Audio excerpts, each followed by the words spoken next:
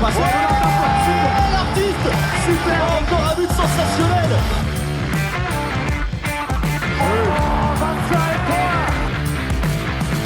That's a brilliant bit of follow-up play by Mahe.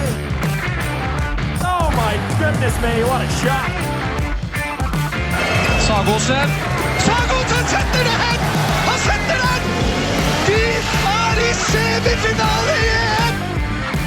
It's the semi-final of the IHF Women's World Championship, spread across Sweden, Norway and Denmark. And all three of those nations have a spot in the semi-final, along with a familiar face in France. We've had some great quarterfinals that proved to be more exciting than we thought in some stages, and probably a little bit less exciting in some areas. Alex Kulish here, joined by Chris O'Reilly. Hello, Alex. Hello, Brian.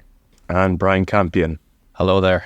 And we got the three of us in for a podcast, so hopefully we have enough brain power to decide who is going to win this World Championship. I don't want to start off on a really bum note, but has it been good so far? I mean, have the quarterfinals been good? Because I thought they were actually terrible. All right, Alex Kulish over here. What's it's a real Alex move. I figured the two, one that I thought would be the headline one, Netherlands-Norway, wasn't. But we talked a fair bit about that. It was entertaining in its own way.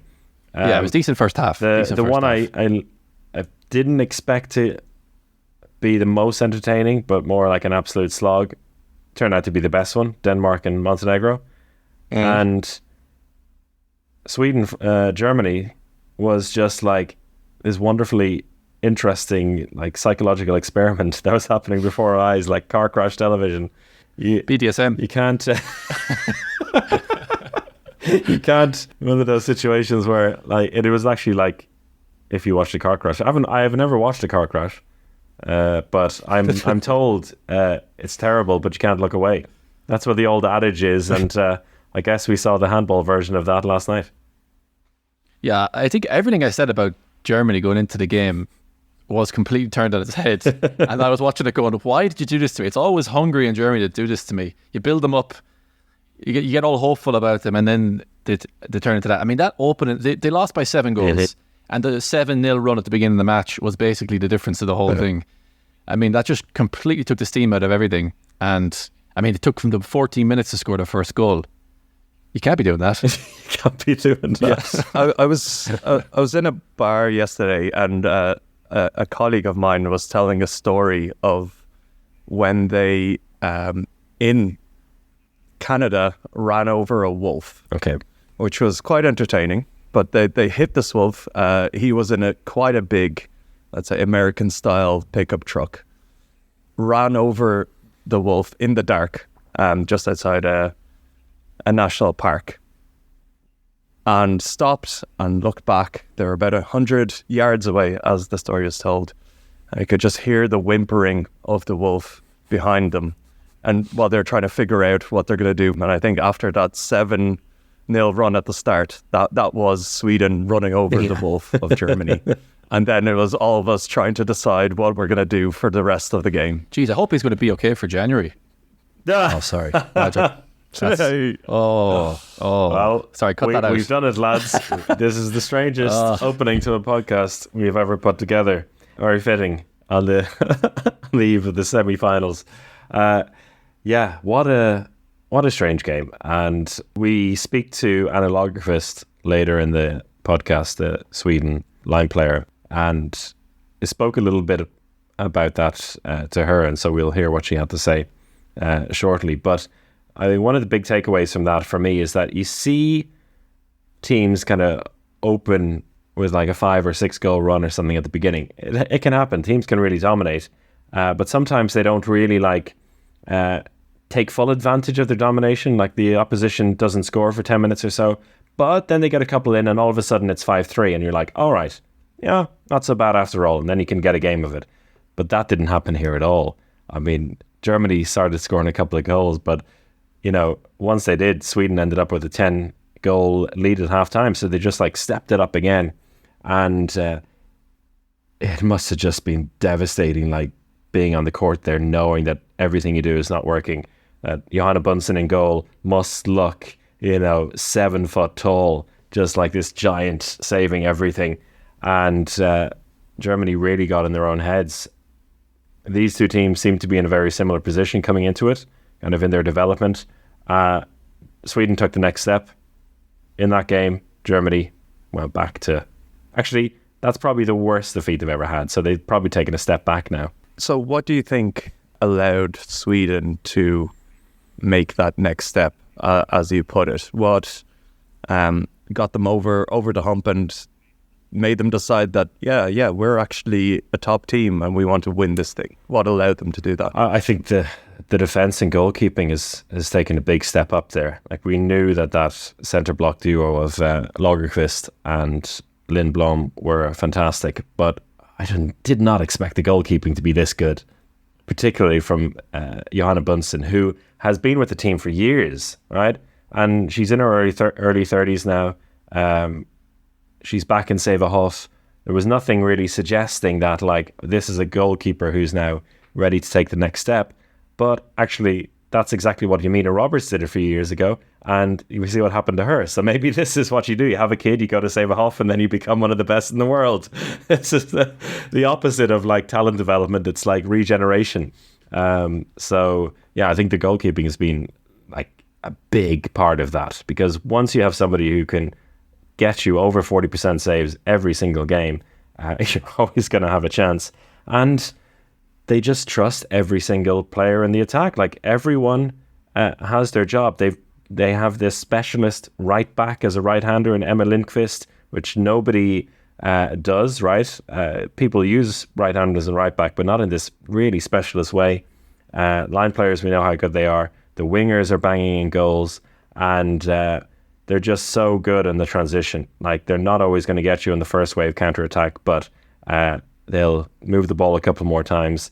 And that duo of Jenny Carlson and Yamina Roberts is just top-notch. They, as a pair, have taken a step up. And so, yeah, the whole team is just taking a step up, and therefore, they're in with a chance.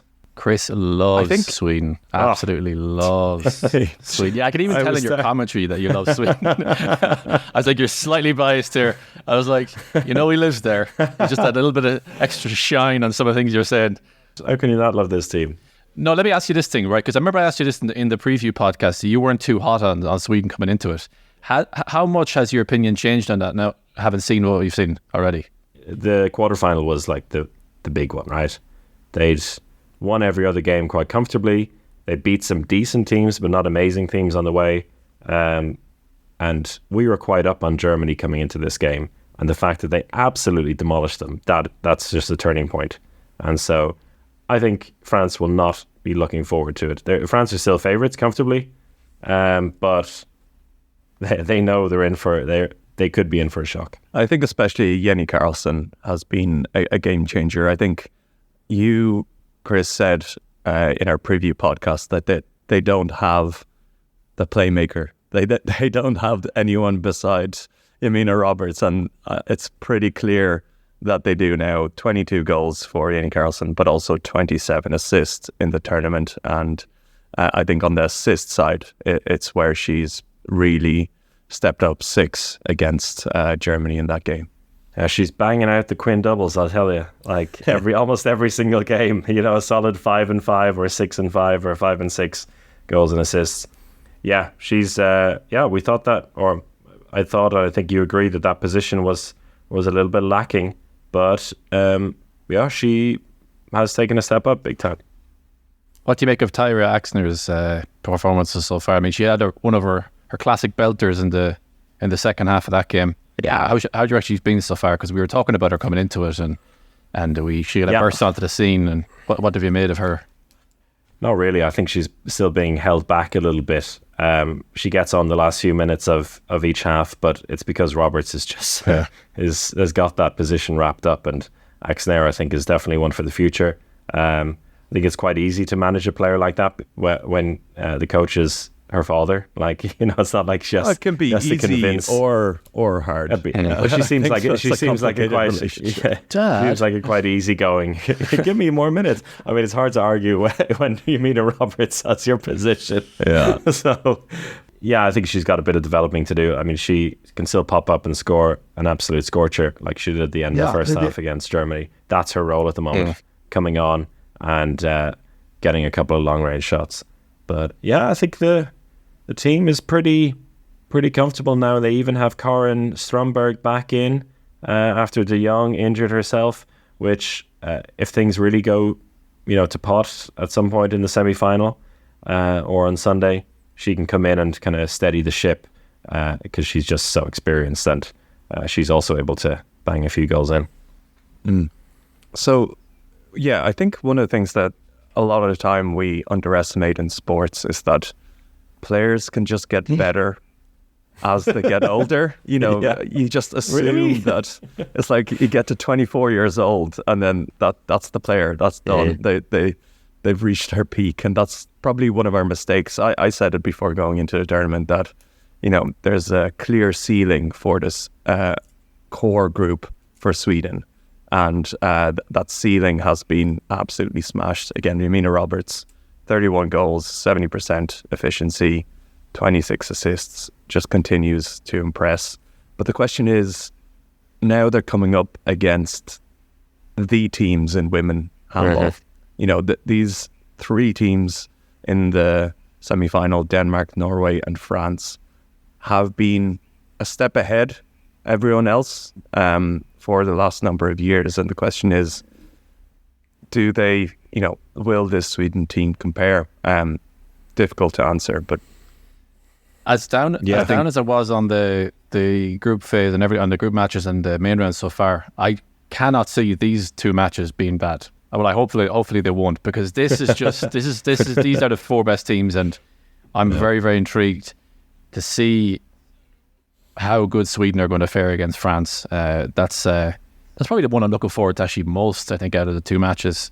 Actually no, they're like my two my favorite child. Come on, my favorite child. You're so biased at 2E with Denmark. You just fucking love Denmark, but I think maybe we'll go on to Denmark now, who beat Montenegro 26-24, which is probably closer than all of us expected. And I think in this competition, Denmark I think they've simultaneously convinced and not convinced. They haven't convinced in the same way that, for example, France and Norway have, where they've just whipped teams aside when necessary. I think, but they have convinced in a sense that when things get really tough in a game, it does look like they're going to win. Japan aside, which was a miracle in itself, but otherwise they've been in tough games from day one, like literally from that game against Serbia where they were down by 4 goals in the second half. They've battled in this championship, and the quarterfinal wasn't too different. No. Brian, do you think, what did you see from that game? Were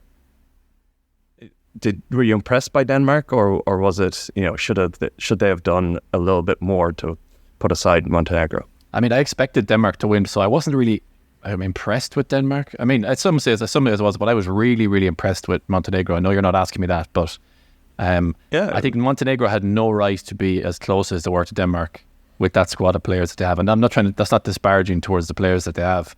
But we talked about it in the run-in to the tournament, how they were so top-heavy with the old team that they have.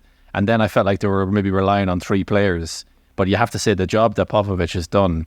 And you can see that they're a really, really well-coached team, especially in attack. Some of the breakthroughs they had against Denmark were just so well worked. A lot of that was Gribic in centre-back. She was really pulling the strings really well and creating some of those breakthroughs. So I think I was just really impressed with how Montenegro were able to keep up at all. And I'd be lying if I said I was kind of rooting for them a bit. But yeah, that end is a game. Yeah, oh my gosh. I mean the 2 minutes, that 2 minutes thing from the delegate at the end kind of did ruin it a bit for me.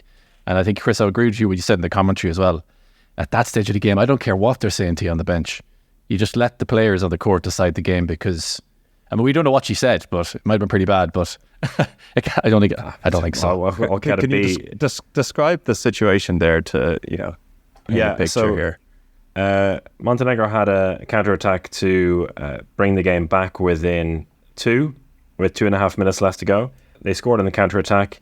I think it was it Pavicevic who was on the counter-attack? She got a push on the way from behind. Pretty clear, I think. Yeah, 2-minute suspension there for Denmark. She scores, they get the goal anyway. And Gerbic on her way back to the bench was, I guess, shouting about it, trying to get the 2-minute suspension. And the delegate decided with 2.5 minutes left that no longer is talking allowed, no longer is shouting allowed. I mean, we have all played handball for years. You know it happens all the time. You just deal with it, right? And very few times have I got so much reaction from people. You know, sometimes I think nobody's listening to the commentary, but after that game, I got a fair few messages from people saying, I fully agree with you. I can't believe that the delegate decided to bring the referee's attention with 2.5 minutes left and get Gerbic off. Let the players decide in that case. I spoke to Hella Thompson, who was doing commentary for Danish radio. She said the exact same, and she's Danish. Like, she was raging about it, right? So I think that says a lot. And, Popovic also in the second half got a 2-minute suspension for talking.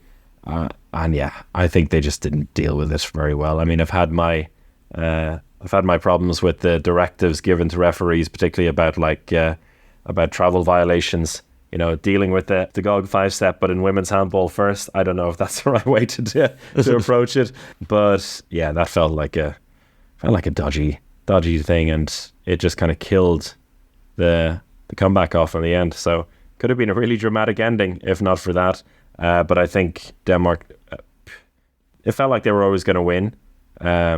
Everyone I spoke to in the arena beforehand were like, yeah, I'm not impressed with Denmark, but Montenegro have no chance here. And I was like, oh, I've seen a fair bit of Montenegro. They're going to make this a tough game. Like, we also were a little bit like dismissive of them at the beginning of the championship, but have changed our tune, I think. And you could see Popovic after the game as well, like saying to every single player, like high-fiving them, 2 hands, saying bravo to every single player, kind of, fighting through the pain. So I think they have a lot to be proud of. And they still have a couple more games. They'll be one of the teams that are definitely motivated for the 5th to 8th placement matches. Germany, not so much. We'll find out when they play against Czech Republic at 11:30 on Friday in the morning. Yeah, and you do wonder for Montenegro if the loss of Marta Batinovic, who was having the tournament of her life with a save rate above 50%, could have been the difference in such a tight game. For Denmark's side, the goalkeepers have been incredible. And this time it was Sandra Toft, stepped up 16 saves, 41%. Really, that's at the end of the day, and the Danish players talk about it constantly, that their core is their defence and their goalkeepers.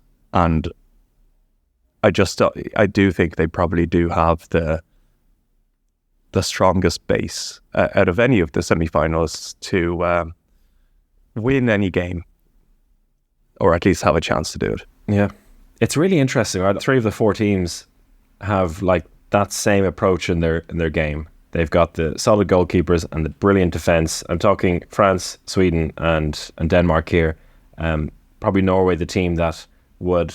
They still have those amazing. I mean, it's ridiculous, but they also have the best attack on top of that. And it's maybe like attack first, and then if we need to, okay, we'll put Linda on and she'll save 5 shots, whatever, like just to finish it off. But in all 4 quarterfinals, goalkeeper basically won the game. Glausur with 12 saves from 18 for France, Solberg for Norway, Bunsen for Sweden, and Toft for Denmark. I'm not sure if they all got the player of the match, but I think at least 3 of them did. So it says a lot heading into the semi-finals. All right, so that leads us nicely into our previews for the semi-finals. Before we have that, though, we will hear the chat I had earlier on Thursday with Anna Lagerquist. Hilariously, boys, the local organising committee here in Herning have decided that no media are allowed in the team hotels.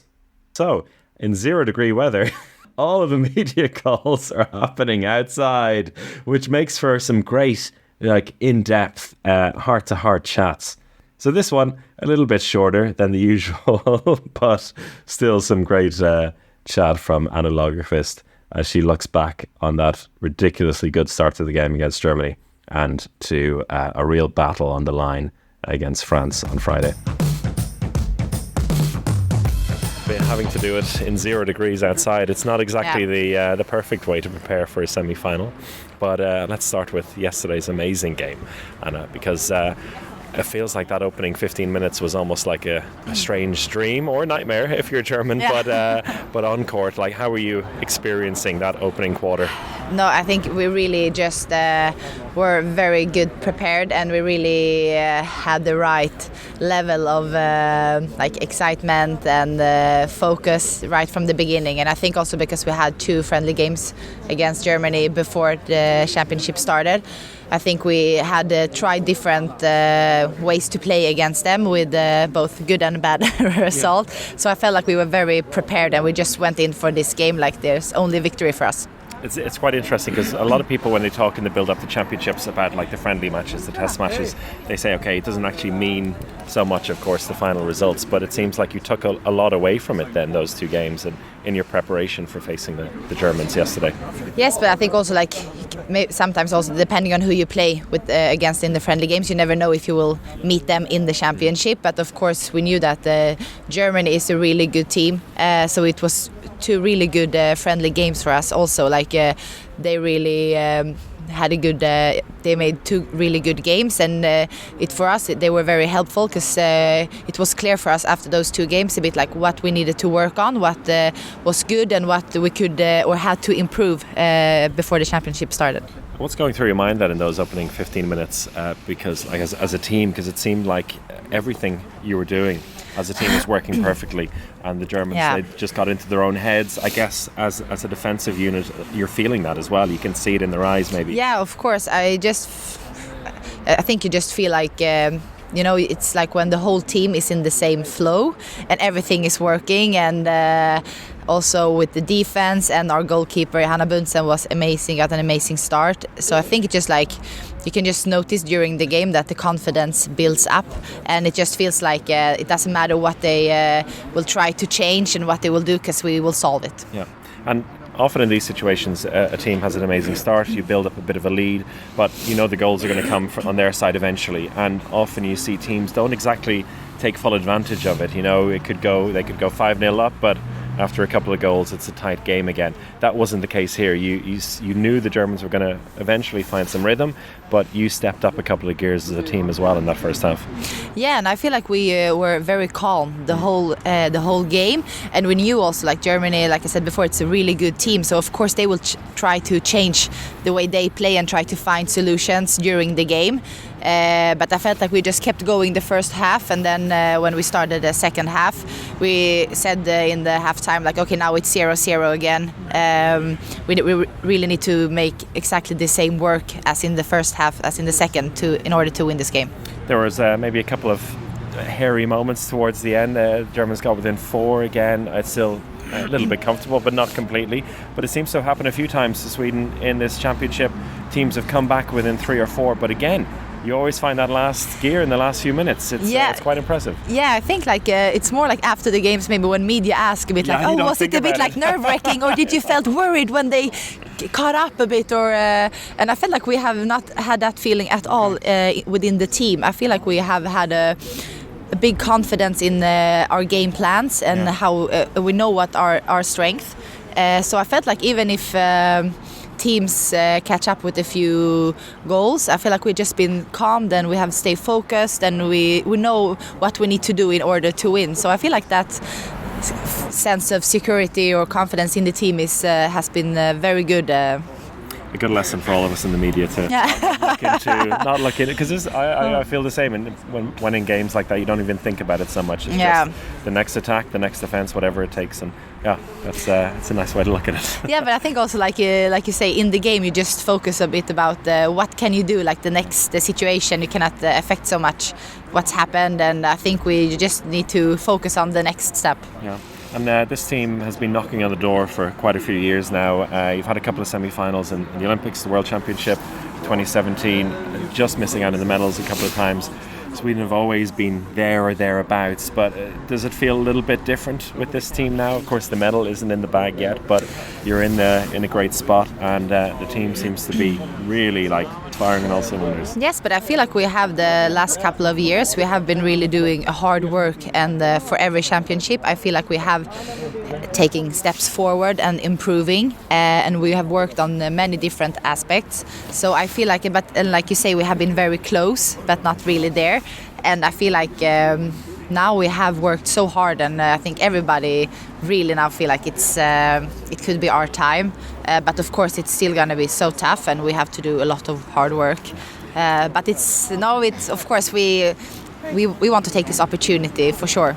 Is there something in particular that feels a little different about this championship for you? No, but I feel also like with this championship, of course now we have had 7 victories in a row, but it's also a bit against different kind of teams.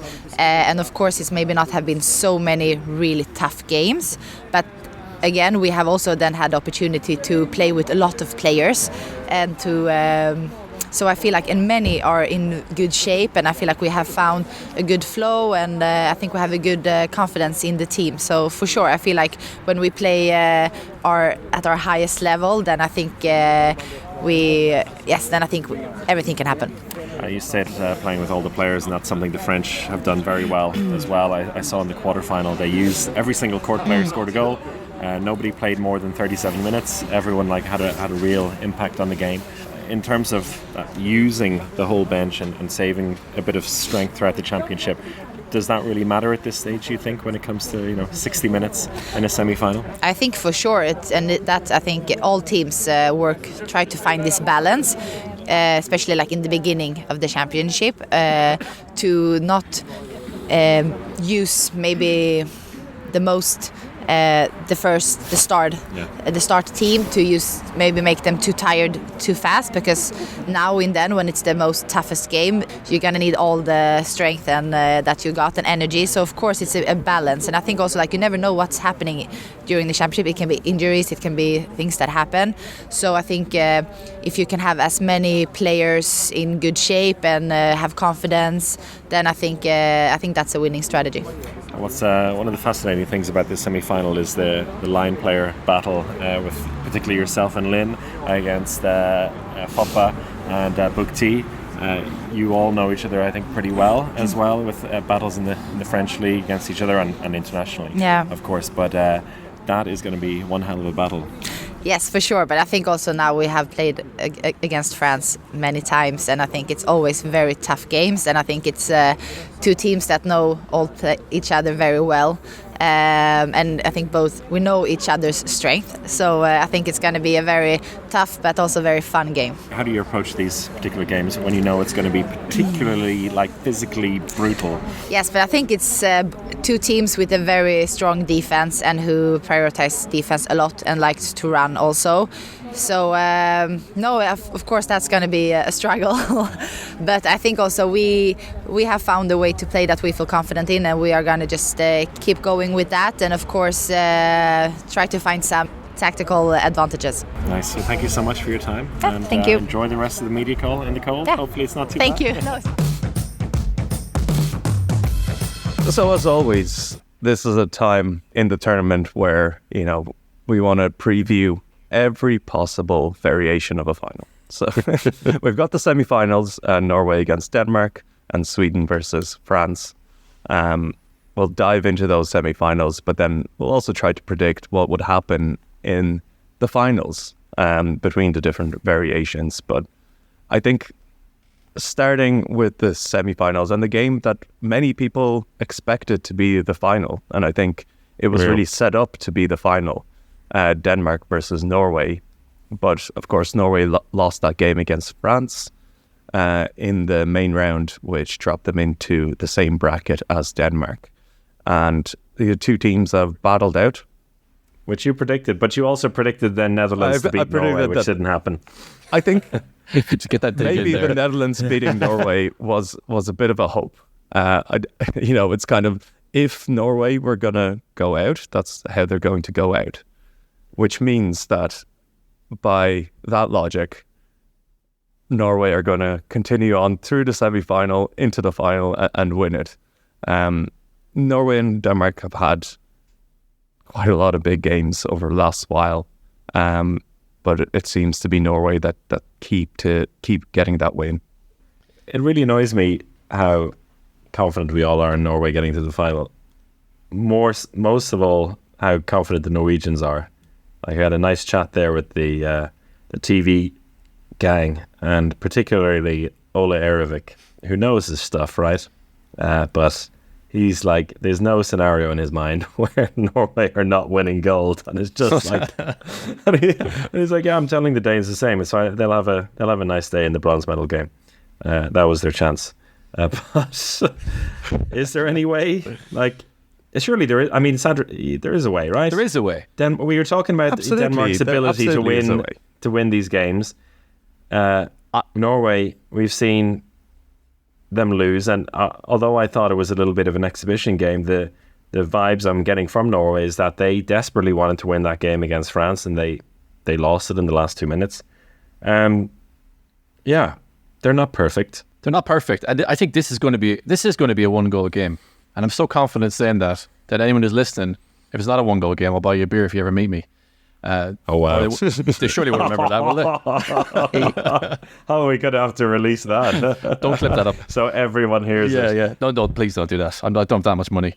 But I do think it's going to be a very, very close game. And I'm in two minds about what you said earlier, Alex, about Denmark. You were saying that they've looked in control when it came into crunch time, apart from Japan. But you kind of could look at that going, should the game against Montenegro even been close in the first place? And they're wobbling there a lot. And I'm in two minds about it. Yes, they're battle hardened a lot more than I'd say Norway are. I think Norway had basically one game on the route to the semi-finals against France, which they lost, and had a fairly easy run up until now. Whereas Denmark have been emotionally tested a lot more. So when it comes down to a crunch time, I don't know. It's very, very hard to call, but I think it's going to be 1 goal either way. But if you had to, I'm sorry, Chris, but if you're pushing me now, I think it is going to be Norway. So to give a little bit of an overview, I've looked into kind of the team stats for the tournament. While the stats are maybe a little bit difficult to completely follow, since there's so many games that are irrelevant and can skew those, but I think it actually paints a good picture of the matchup that we have between Denmark and Norway and the styles, essentially. So from an overall point of view, they're very close. Both teams have overall shooting percentage of 68% for Denmark and 69% for Norway. So, that is really a top performance, the two highest in the competition, actually. Then goalkeepers, again, both right at the top, 37% for Denmark and 41% for Norway. So nothing in between them. But when you dig into the types of shots, that's when the difference in styles really shows up. So for Denmark, on their 9-meter shooting, they're only shooting 43% from 65 shots, which is a criticism we've had for Denmark for quite a while, that they just, not only did they not take 9-meter shots, they're also not very good at them.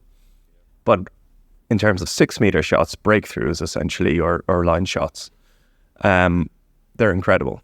They have a 78% success rate there, and they're getting those shots at a pretty high frequency with 60 shots taken, 47 scored. So that's their style. They break through and they play one-on-one, and I think especially players like Mia Højlund has shown that it's this one-on-one style that breaks defences, and they can get through and get a very efficient shot.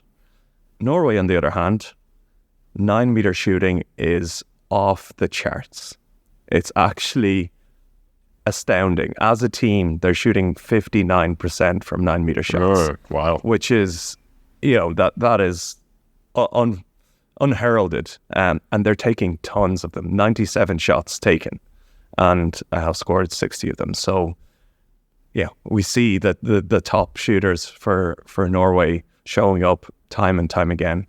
But on the other hand, breaking through, they're doing it less often, just 50 shots from 6 meters and 64% conversion rate on those.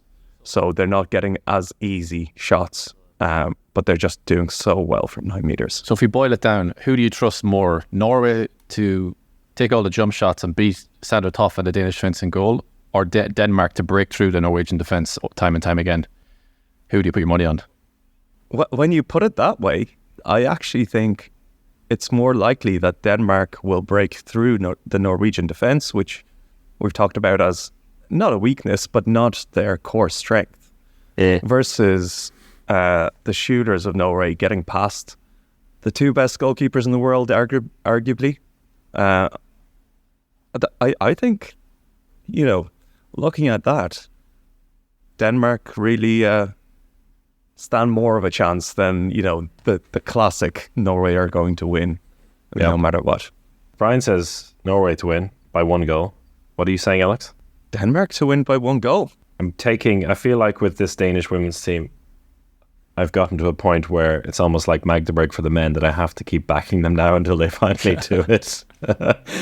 And so, I think Toft with a solid 42% save rate, Emma Fries top scoring with 8 goals, and Denmark to win by 2. And I think, again, looking back at I think this is going to happen. It's going to be a 1-goal game, and the ball is going to be in Henny Rijstad's hands to decide it. And this is what happened in the game against France. And Henny Rijstad messed up. And Nora Murk also gave an interview and said, 100 times out of 100 times, I will still trust Henny Rijstad to be in that position. And 98 of those times, she's going to make a good decision. But I think that there's so much history between these two teams that I think it's actually on Denmark's side now. That's including the 4 Golden League games they've played in the last 2 years. They've all been within 1 goal, and Denmark got the last victory on that. Just over a year ago, you and me, Alex, doing a live watch along of this final between Norway and Denmark, and Norway just got the job done. So once bitten, twice shy. Not for us. Brian has learned his lesson. We'll see. How does the stats line up for Sweden and France?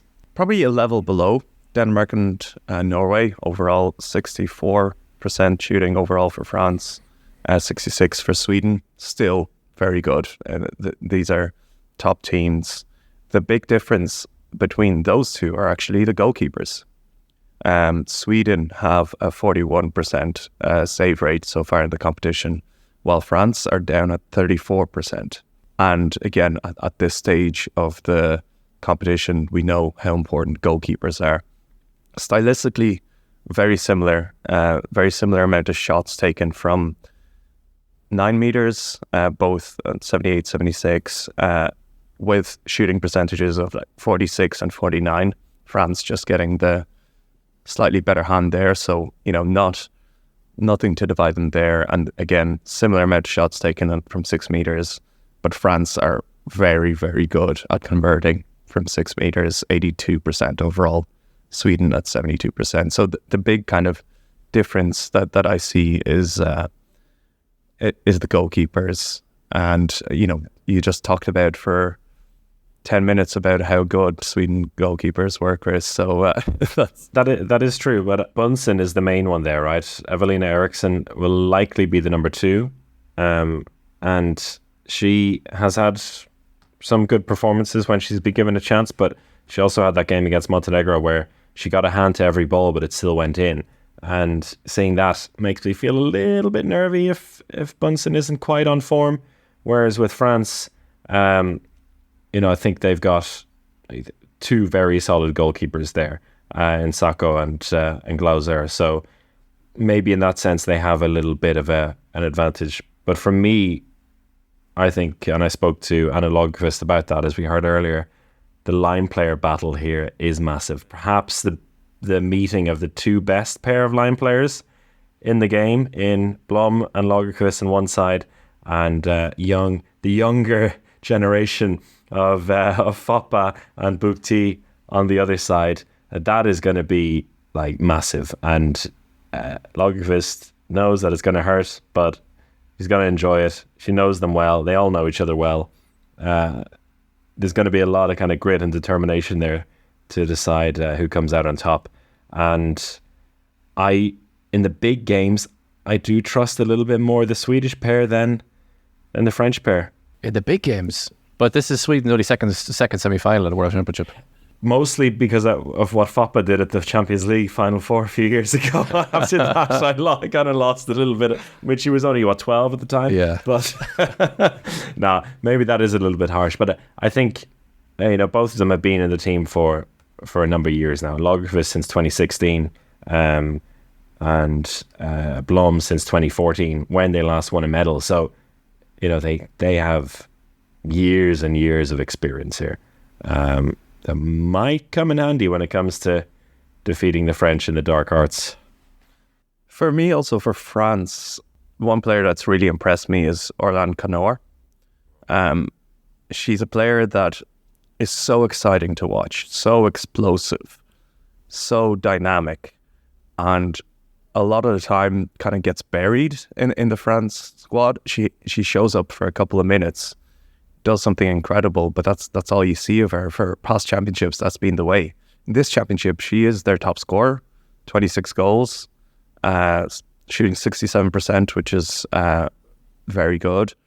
And that she has become that extra player for France that I think they've maybe been slightly lacking. It's been a little bit too spread out. And I think additionally, Enziminko has been in really, really top form. And we just know what she can do. She is the player that won that game against Norway for France. And when she's on that sort of form, it's really just unstoppable and incisive. And she gets that steal at the right time. She'll get that fast break goal at the right time, and she can do everything, and she always does it at the right time. And when she's in form, I think that's the difference between two teams that are really, really close. Yeah, if Chris is talking about like the battle on the line as well, I think the battle in the backcourt between Enziminko and Jamina Roberts is also quite intriguing. Who's going to have their grip on dictating play there? So that's a fascinating head-to-head as well. And what you were saying there, Alex, you could maybe apply the same characteristics and traits to Roberts as well. But Enziminko's been doing level. Enziminko's been doing it for a longer time at the highest level. Yeah. That's for sure. So that's going to be an interesting one to see if Roberts can again take the next step there. For them. Yeah, and I think that's the question here. That's for Roberts. She's shined in tournaments before. Right, this is not her first tournament where she's right at the top of the game. But for Sweden and for her, there's always just been that limit. And I think the question here is, can they break through it? It seems like so far in the tournament they have already broken through their previous limit, but I think they need to have that special performance from Jamina Roberts to get through. And that's why I just think, France are definitely the favourites, and it's going to take something special from Sweden.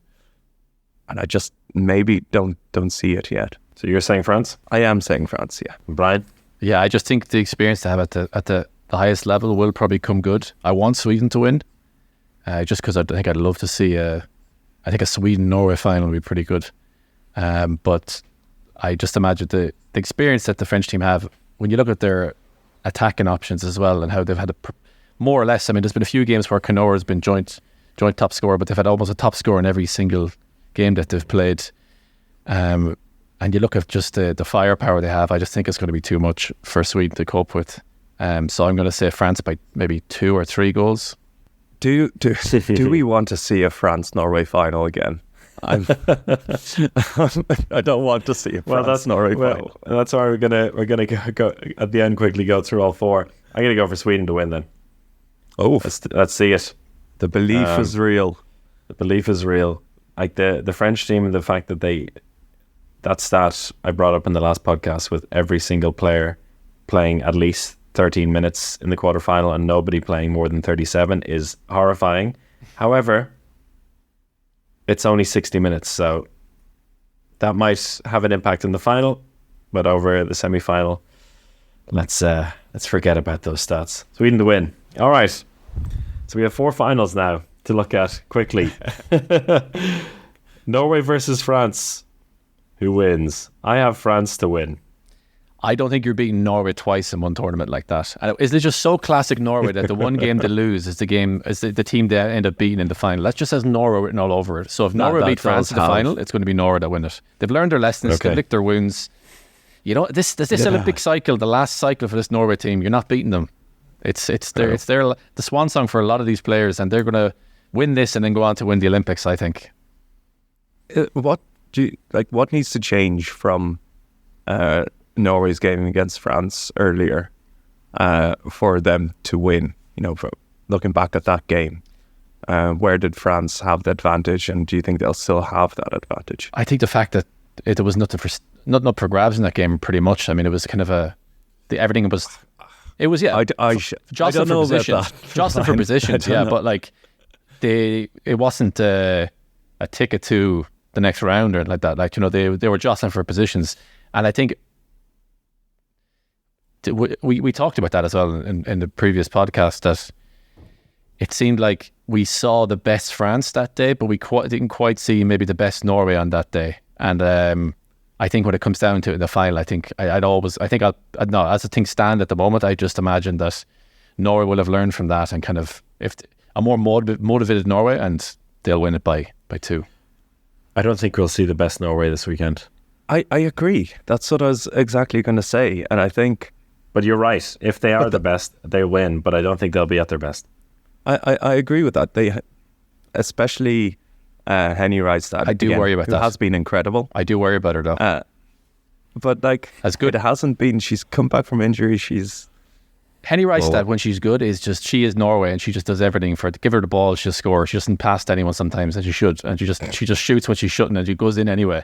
But when she is even slightly off it, she starts to become a bit of a liability sometimes, and starts launching the ball all over the place. And it's maybe a bit unfair to call her a liability, but if that happens, then in this championship they've been able to bring on players like Bakkerud, right? Bakkerud's been very impressive, and she has been. But will Thorir bring her on when it counts in the last 10 minutes of the final when it really counts? No, I don't think so. So and additionally, you know, Nuremberg has taken a step down as a player from incredible heights, but she's, you know, clearly the third on the rank for Norway now, behind Henny Rydstad and Stina Fidel. Stina Fidel, on the other hand, has been incredible. As always, top assist getter in the competition, really doing what she's doing. But it's going to take, I think, for Norway to beat France, it's going to take a special performance from someone.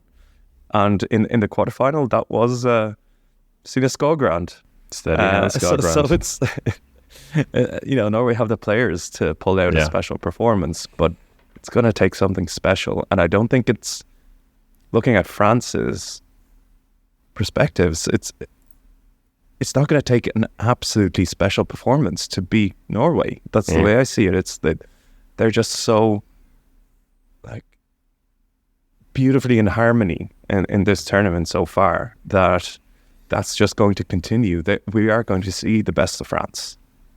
And I think that's why I think this could be a French gold, but unless they play Denmark, which they'll lose to. That's your summary for that game, is it? Yeah. Well, yeah. That's I honestly have the same. This is among the 4 finals, I have 4 different winners. So no, I'm not sure. So yeah, Norway and France. I have France to win. Norway versus Sweden. I don't think Norway have to be at their best to win. I think they just have to be smarter, and I think they'll do that. Anyone disagree? No, I don't disagree with that. Brian has in all 4 games. Brian has Norway to win, no matter even if Norway aren't there. they'll somehow win gold. They'll win bronze. Denmark versus France. Well, I agree with you, Alex. I think Denmark will beat France, but why do you think so?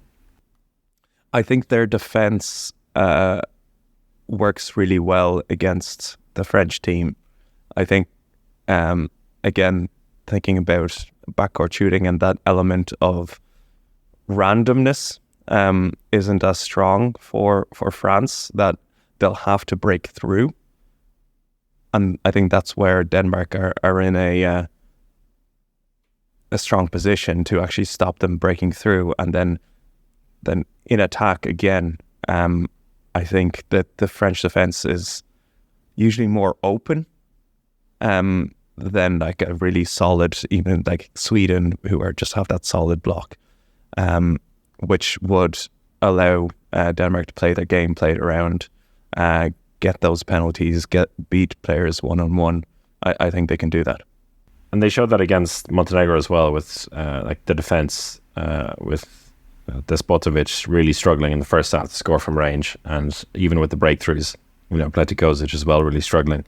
And there's something about the Danes and the Swedes have infiltrated France in the last few years. They've all moved to France to play club handball, and I think that is also kind of taking a little bit of the sheen away from the aura, the kind of upper or the feeling that they might have about playing against France. But no, it takes a bit of shine for the French and the Danish of side? The French, there's no fear of the French because they're style or approach, because they have players playing in Metz and Brest and Paris and Nantes. That I think that has helped the Scandinavians a little bit. Something that the Norwegians haven't done, except for Stine Oftedal years ago when she went to Paris. So that's why she can break them down. Yeah, and I think in Denmark can be the best team at any time, and they just have this mental block against Norway. That's why it's like so difficult to see them beating Norway. Do you see them beating Sweden in the final? Yeah, I think Sweden are, punching above their weight. I think that's the only final they could potentially win, is against Denmark. I think there's something about that clash of styles that, I mean, it would just be like, could you imagine how painful that would be for Denmark? And I think that's what the notion of that will almost make it happen. And let's not forget the fact that it's a home championship for Denmark here. This is going to be a fully packed out Herning Arena, all screaming for Denmark. Yeah. And I think that does make a difference. What do you think, Brian? Yeah, I think Denmark France first. Yes, Denmark for Denmark France. Yeah, I think. I think. Probably. I'd say Denmark could beat France. I get all confused now. So Denmark could beat France. I see Sweden as solid fourth place. And then Sweden, Denmark. That'd be just sickening, wouldn't it? In the Herning boxing arena, Sweden winning by 1. Jamina Roberts right at the end. Imagine how sickening that would be. The silence. But it'd be like that Euro from 2014 when the crowd is just completely shut up. Again, so much hope is on Denmark that I think, and I think if they do lose the semi-final, they'll probably lose the third place playoff to Sweden. It's just that classic like deflation that happens. There you go. We've done it. We've gone through all the potential finals and bronze medal matches. Fun times. I think even though it's been the semi-final pairings that most people expected, maybe not in the order, but the 4 teams that most people expected, I think it will provide us with a lot of entertainment. In the coming days. And you know how we are. We picked Sweden to finish 4th. It means they're going to win the whole thing. So there you go. That's why we're throwing mud to the wall and seeing what sticks. That's All right, we can wrap it up there. Brian, Alex, thank you so much. And thank you for everyone who supported us on Patreon throughout. Thank you all for listening. We'll talk to you again very soon. Enjoy the semi-finals and goodbye.